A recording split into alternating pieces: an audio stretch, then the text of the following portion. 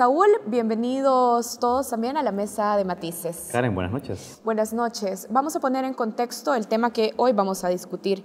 Es que el pasado mes de enero la Corte Suprema de Justicia, en pleno, con el voto de 11 de sus 15 magistrados, resolvió que la sección de probidad no investigará los casos por enriquecimiento ilícito luego de transcurridos 10 años desde que funcionarios y empleados públicos investigados hayan dejado su cargo. La resolución, Karen, no es más que una reiterativa a lo estipulado en la Constitución de la República, que en el artículo 240 establece la prescripción de casos de enriquecimiento ilícito. Sin embargo, hay otros magistrados, juristas y analistas que consideran que hay excepciones a la regla. Hoy vamos a explorar en la mesa de entrevista de Matices las alternativas que tiene la justicia para la investigación de casos por enriquecimiento ilícito y evaluaremos el desempeño también de la sección de probidad como instancia encargada de investigar. Para analizarlo, hoy nos acompaña el magistrado Leonardo Ramírez Murcia, magistrado de la Sala de lo Penal y miembro de la Corte Suprema de Justicia, quien votó en contra de esta decisión que hemos estado mencionando. Bienvenido, magistrado, a nuestra mesa de entrevista. Gracias, muy buenas noches, Karen, muy buenas noches, Saúl.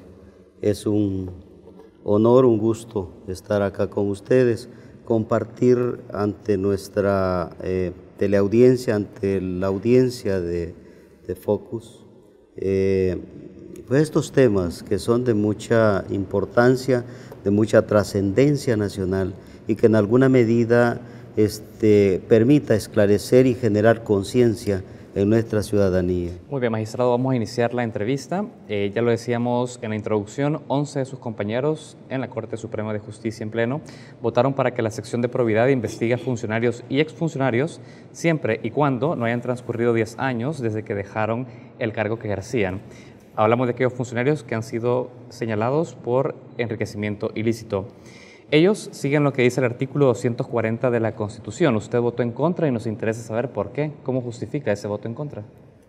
Es interesante, yo creo que en alguna medida el voto, que ha sido un poco abundante, porque no son 2 páginas, sino que es un documento bastante detallado, explica e intento dejar claro por qué la literalidad de una norma debe de ser rebasada o debe ser considerada o analizada a la luz de la realidad concreta en que vivimos y no a partir de repito, de la exégesis o de esa literalidad.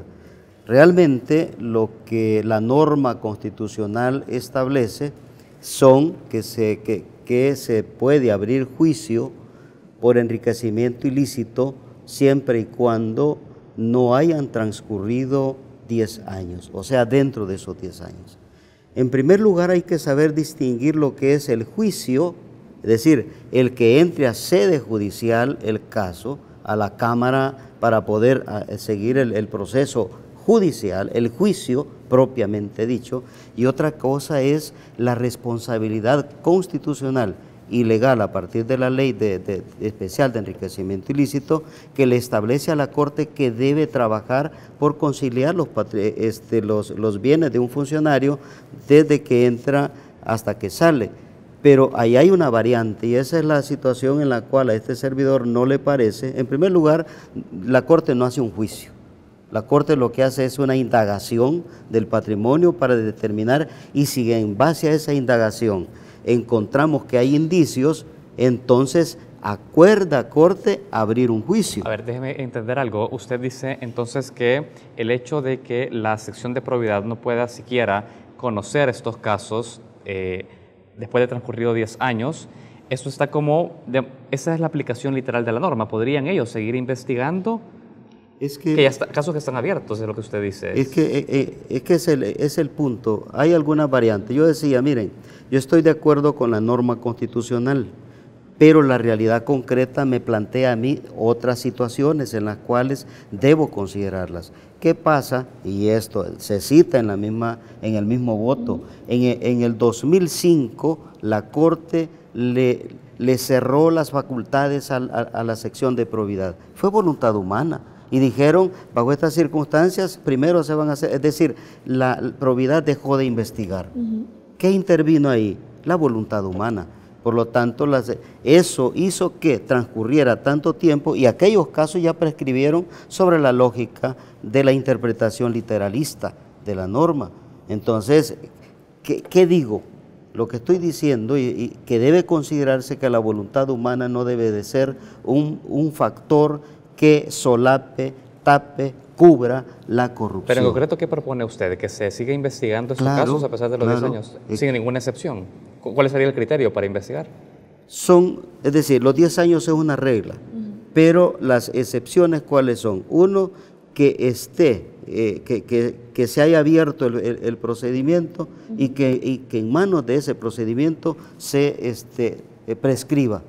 ¿Por qué? Por diversas circunstancias. Dentro de ella está la voluntad de no quererlo, retrasarlo, como lo hemos presenciado en muchos casos. La primera excepción, solo para que le vaya quedando claro a quienes nos están viendo, la primera excepción sería, si ya la sección de probidad ha iniciado la investigación, que no sigue el proceso de investigación. Y le agarraron los 10 años ahí, debe continuarse la investigación. Porque ya se abrió el proceso. Porque ya se abrió el proceso. Claro, esa sería una. La otra, cuando el ciudadano le pide a la Corte que le dé un informe sobre el patrimonio de un funcionario del cual sospecha que se ha enriquecido ilícitamente.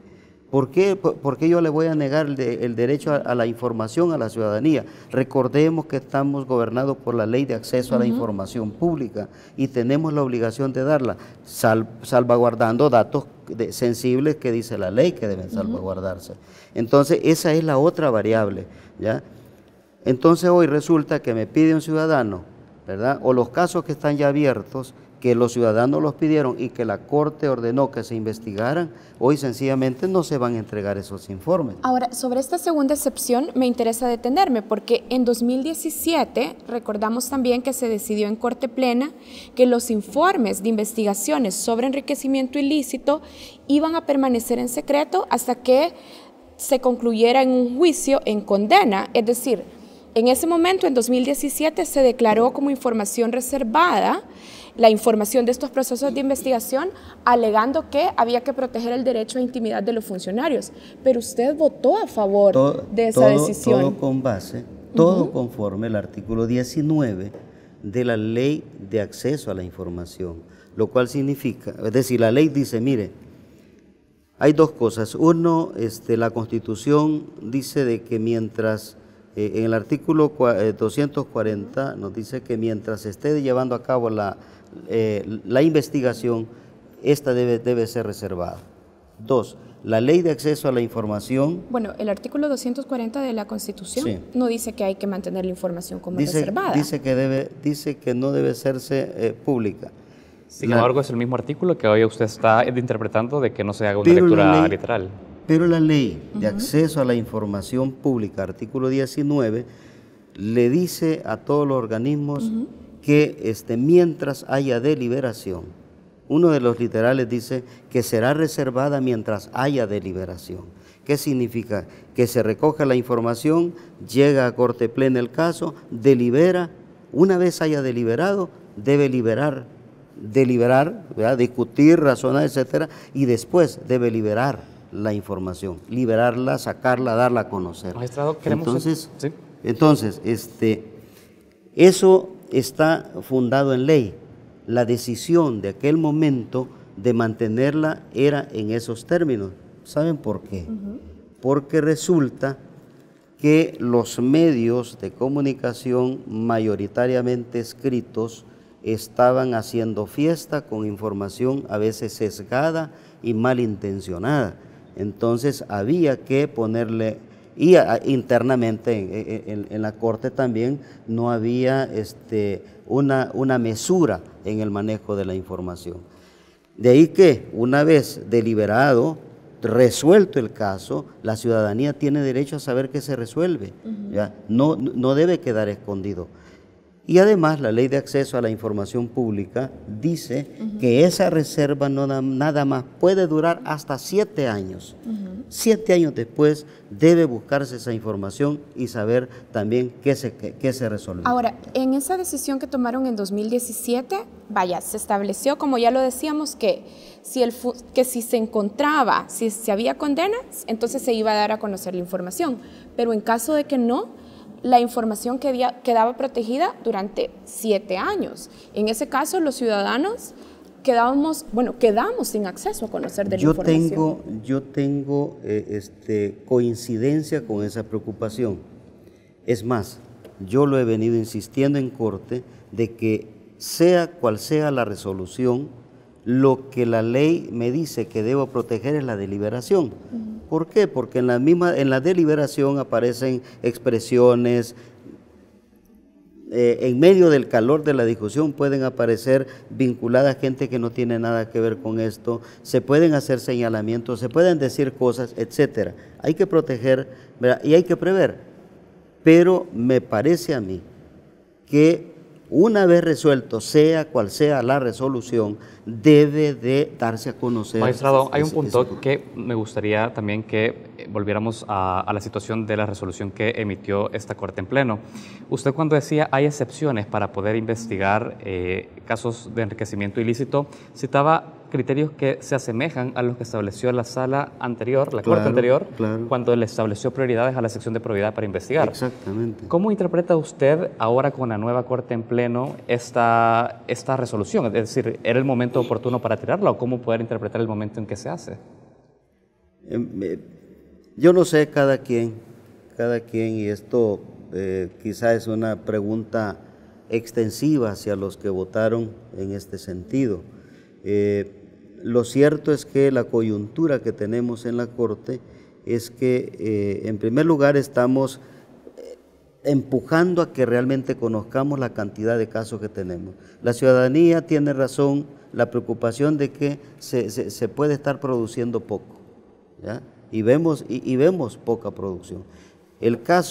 Un caso que tenemos actualmente, y claro, es reconocible, es complejo, son 15 cabezas, son 15 opiniones, etcétera, y bueno, ha llevado su tiempo exponerlos.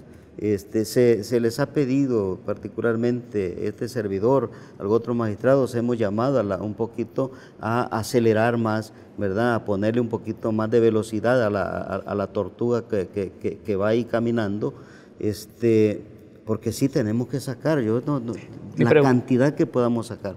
Ahora, en el tema, ¿verdad?, de la coyuntura, en el fondo, algunos podrán tener algún interés, otros algo. Mi pregunta es porque usted trae nuevamente a la discusión criterios de la anterior Corte Plena y entendiendo esta cantidad de casos, ¿usted interpreta esto como un retroceso claro, en esta correlación? Y es más, choca con esos criterios que en algún momento Corte Plena acordó. Es decir, mi posición en algún momento fue un poco crítica con respecto a cómo se venían haciendo muchas cosas, ¿verdad? Yo es decir, mi cuestión era el método, ¿ya? Empujamos criterios y trabajamos criterios. Esos criterios, relevancia de los funcionarios, del cargo, peticiones de ciudadanos, denuncias públicas, ¿verdad?, en los medios, a punto de prescribir, etcétera. Estos criterios se afinaron, se consensuaron, trabajamos muy bien.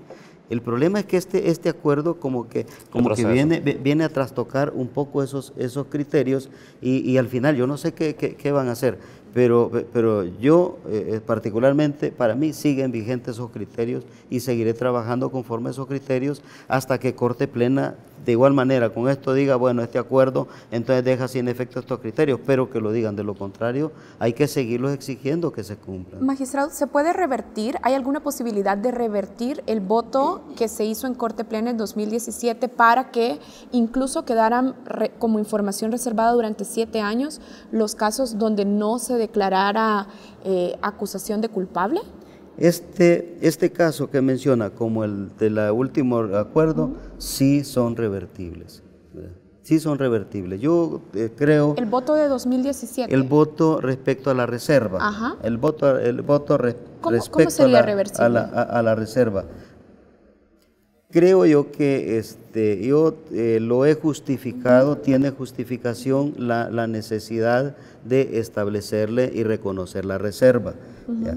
Lo que yo no estoy de acuerdo es que sea una reserva absoluta en el sentido de que las deliberaciones deben de ser reservadas.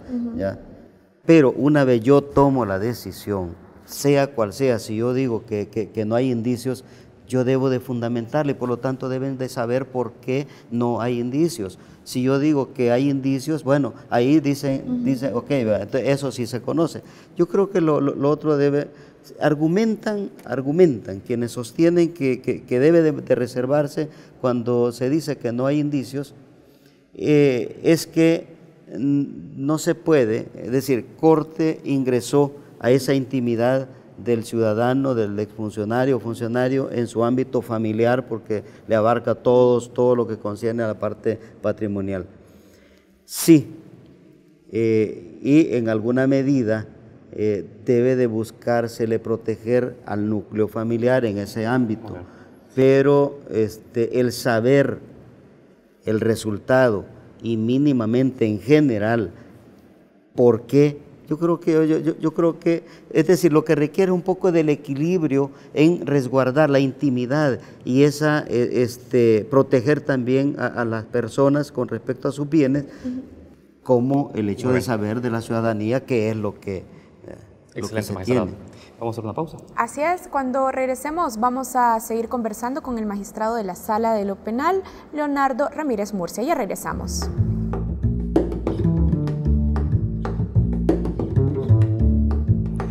Karen, continuamos con esta entrevista de Matices. Se encuentra en el set de Focos Leonardo Ramírez Murcia, magistrado de la Corte Suprema de Justicia.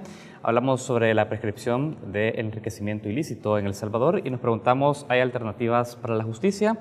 Magistrado, usted ya exponía dos casos puntuales en los cuales usted razona que puede haber excepciones a eso establecido por la Corte en pleno. Sin embargo, usted de alguna manera lo que está señalando es no hagamos una interpretación literal de la Constitución. ¿Cómo quedan los jueces que conocen eso ante una interpretación que realiza una Corte en pleno y lo que establece de manera tajante la Constitución? ¿No genera esto un conflicto al final? Interesante. Yo creo que amerita un análisis también el impacto que podría tener en sede judicial de aquellos casos que se están... Que son quienes finalmente conocen y operativizan. Conociendo. Sin ánimo de adelantar alguna opinión, ¿verdad?, que pudiera comprometer o que puedan considerarse los jueces como orientados por una opinión de este servidor, yo creo que en muchos casos, fuera, y lo digo en el voto, fuera de los casos de los 10 años, yo tengo una alternativa. Y esa alternativa se llama extinción de dominio. Si yo encuentro indicios, ¿por qué cómo yo voy a tolerar que existan millones o 500,000 o 300,000 dólares evadidos, sacados, ¿verdad?, del erario público, y me voy a quedar así con los brazos cruzados como que no ha pasado nada? Es decir, eso no puede ser. Si no le aplico el enriquecimiento ilícito, el juicio que dice la Constitución, ahí está la ley de extinción de dominio, y entonces certifico al fiscal general para que proceda a verificar la información que tenemos, porque recordemos que el dictamen de corte es preliminar, es indiciaria, y que lo verifique, verificado y corroborado, entonces que proceda a entablar el juicio de enriquecimiento ilícito. Con los mismos insumos que provee para poder investigarlo por enriquecimiento ilícito. Claro, con lo mismo. De hecho, la ley de enriquecimiento ilícito, la ley de extinción de dominio señala que una de las causas por las cuales puede proceder el proceso de extinción es enriquecerse ilícitamente. ¿Ya? Bien. Magistrado, nos sorprende algo que pasó en las discusiones de Corte Plena, y es que usted presentó estas conclusiones para que se tuvieran en cuenta estas excepciones, y se dijo que se habían discutido en la Comisión de Ética y Probidad que usted coordina, pero finalmente dos de los magistrados, de sus colegas magistrados de la misma comisión, dijeron que no se habían discutido. ¿Qué fue lo que pasó? Bueno, eso es un tema, como dijera, interno de la comisión.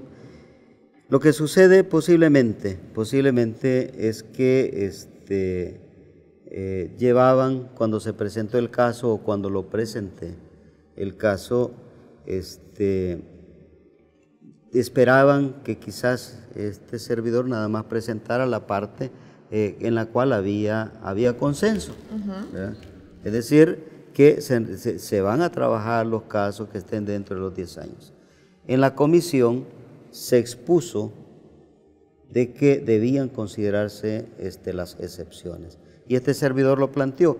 Lo que sucede es que en la misma comisión, y esto no es un acuerdo, pero sí es un asunto casi entendido, de que cuando alguien tiene una posición y luego de escuchar mi posición, mi razonamiento, la sigue teniendo, yo no voy a insistir en hacer el cambio de opinión de nadie. O sea que no hubo acuerdo sobre ese punto no hubo acuerdo. ¿Por qué no se graban las discusiones de la comisión o se expone públicamente también? De ética y probidad? Nuevamente por el tema de la intimidad de que se discuten. Bueno, es mucho más delicado todavía porque la comisión de ética recibe el informe preliminar. ¿Y usted particularmente estaría de acuerdo con que la prensa y los ciudadanos y las organizaciones de la sociedad civil puedan acceder a las discusiones de la Comisión de Ética y Probidad? Es un poco complicado porque tienen derecho y lo pueden solicitar, ¿verdad? Pero en primer lugar puede generar un efecto negativo en el sentido de que los magistrados podrían abstenerse mucho a emitir. ¿Por qué? Por la cuestión de que yo no tengo ningún temor. De hecho, hemos insistido hace un par de años, hemos dicho, miren, la Corte Plena debería de tener transmisión para la persona. Y un sistema de documentación también de sus deliberaciones. Se plantean esos temas excepcionales, repito, respecto a entrar a la intimidad, pero debo decirles de que lo que hemos hecho, y es a partir de esta comisión, es que hemos implementado el asunto del registro a través de actas, ¿verdad? Donde se plantea lo elemental, ya no el detalle de las discusiones, porque es un poquito como tener grabado, etcétera, pero sí, cerrando el tema con respecto a lo que sobre el asunto de las excepciones, sí se planteó, y ahí es donde apareció la reacción, ¿verdad?, en Corte Plena, lo cual es natural, a mí no me incomoda.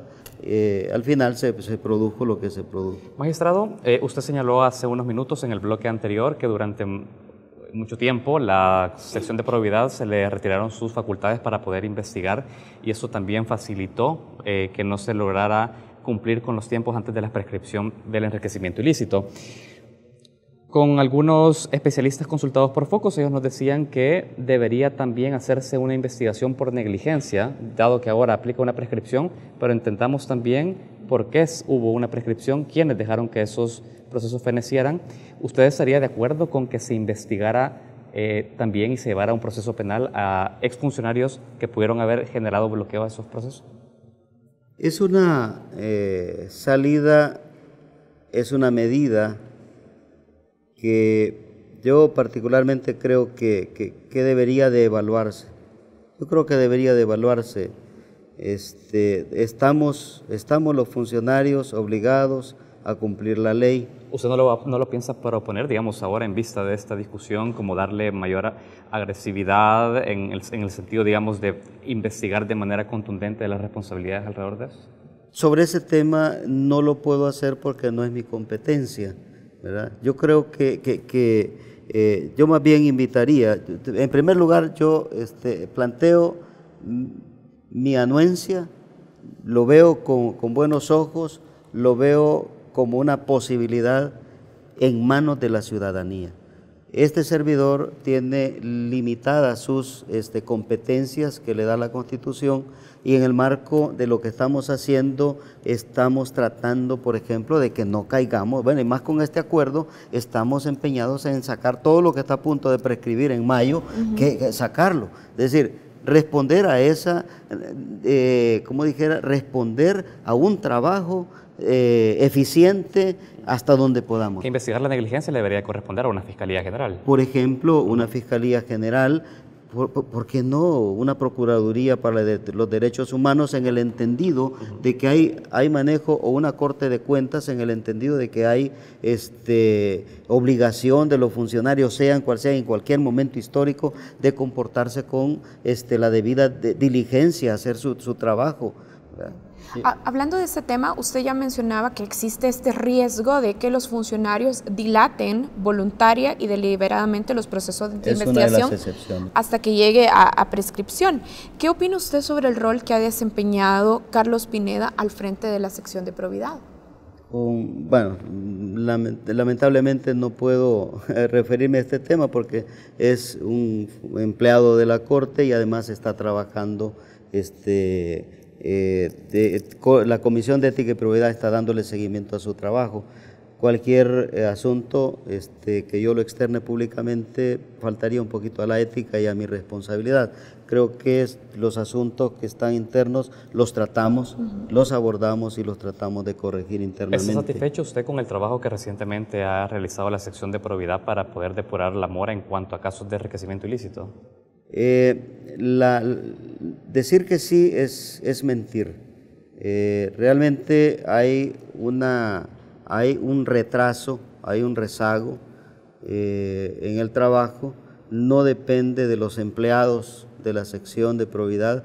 El año pasado reforzamos lo más que pudimos con personal humano, ¿verdad? Creo que cerca de 9 técnicos fueron incorporados entre finales del 2016, parte del 17 y 18, y eso aceleró un poco el trabajo. Sin embargo, estamos revisando la sobrecarga. De hecho, tanta sobrecarga y tanta exigencia en el año pasado, de que, no por ello, ¿verdad? Lamentablemente, una compañera auditora falleció por problemas de salud, no sobrevenidos de la carga de trabajo, sino, y 2 empleados que se trasladaron internamente en la Corte, salieron de la sección. Entonces nos debilitamos, estamos, y he platicado con el señor presidente, la Comisión de Ética ya revisó esto, y he platicado con el señor presidente respecto a la necesidad de reponer y reforzar más con el recurso humano para rendir más, ser más eficientes en el trabajo de la sección.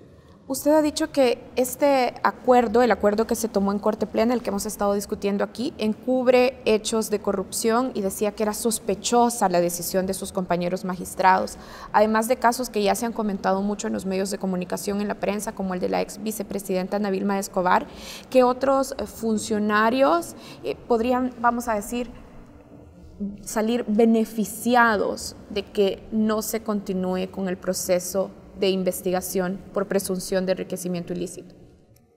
Bien, el caso de la ex vicepresidenta no ha prescrito, está en el marco de este acuerdo, estaría por prescribir en ese periodo, pero ella continuó todavía otro periodo más, creo que como diputada, que al parecer, si mal no estoy bien informado, al 2015 creo que estaba concluyendo como diputada. Entonces, pero igual, sobre la base de que cada periodo es un tiempo del cual inicia, cierra, la vicepresidencia estaría concluyéndose hoy en finales de mayo. ¿Y qué otros casos estarían por prescribir? Están por prescribir. Sí.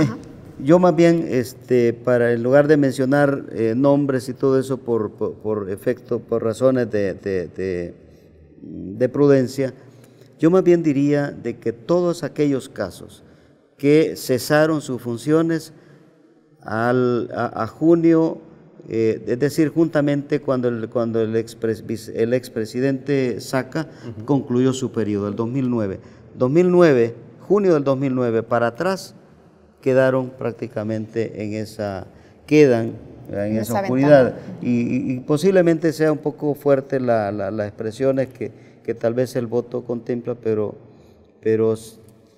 también, es decir, uno se pone en los pies de la ciudadanía y algo no deja de indignar que se queden pues ocultos muchos casos. Y a propósito de ponerse en los pies de la ciudadanía, para quienes nos están viendo, ¿cuáles son las acciones que se están implementando en este momento en el marco de probidad para poder acelerar en la medida de lo posible y no dejar prescribir casos que están ya abiertos? ¿Hay ya medidas concretas que aceleren el ritmo antes de mayo? Inmediatamente después del acuerdo, la siguiente sesión de la Comisión de Ética y Probidad fue instruir al jefe de probidad de que nos presentara un informe de los casos, que aceleráramos los casos que teníamos ya cerrados, que habíamos discutido ya con adendas, etcétera, que estaban listos para que Corte Plena conociera, y esos están en fila para que Corte Plena pase todos estos días hasta a lo más que podamos, conociendo casos. ¿Qué casos podrían llegar entonces a Corte Plena? Hay allí algunos, extrañamente, algunos que estaban preparados y que no habían prescrito ni están incluso en el rubro de prescripción, pero estaban preparados. ¿Cuáles, por ejemplo? Los que mediáticamente se habrían estado manejando, como el del señor Otón Cifrido, el señor Gallegos, el señor, bueno, este último que también está próximo a prescribir, que se va a sacar, el señor de René Figueroa, que fue funcionario del gobierno del expresidente Saca, recordemos. También está el caso de un exfuncionario que que fue presidente del Banco Multisectorial, que está siendo procesado, etcétera. El señor Angelucci. Lo hemos terminado. Hemos acelerado trabajo a manera de irlos sacando, y ya se pusieron en fila. Lo que estamos tratando es no dar también un mensaje de que a este me interesa, sino que vamos sacando el trabajo en fila y lo vamos poniendo, ¿verdad?, para que Corte Plena vaya. Estos que nos mencionó están listos entonces para ir a Corte Plena. Muy bien. Magistrado Leonardo Ramírez Murcia, queremos agradecerle su tiempo con Focos. Estamos concluyendo la entrevista y agradecemos también que haya venido a exponer sobre el caso. No, bueno, el gusto es mío. Gracias por permitirme estar con ustedes, conversar sobre estos temas, y a la ciudadanía que ve el programa también, agradecer, ¿verdad?, la atención que dan a este programa. Muchas gracias. Bueno, nosotros le agradecemos, hacemos una pausa, pero ya regresamos con más contenidos aquí en Focos.